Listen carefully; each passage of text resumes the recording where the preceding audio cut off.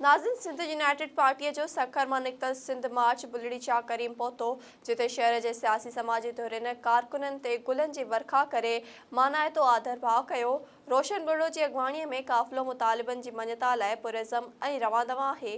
वधीक तफ़सील राजा करीम कल्होरो जी हिन रिपोर्ट में।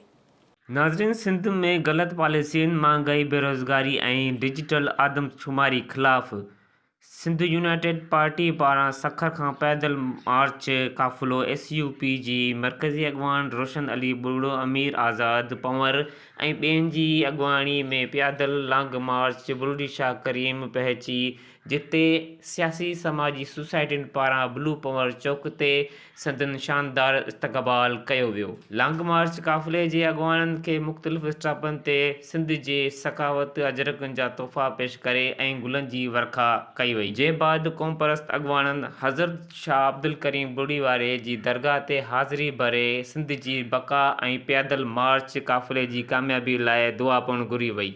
उन मौक़े ते SUP जे अॻवाननि SS न्यूज़ सां ॻाल्हाईंदे चयो त हिकिड़ो जिहाद आहे इन्हनि ज़ालिम हुक्मराननि जे ख़िलाफ़।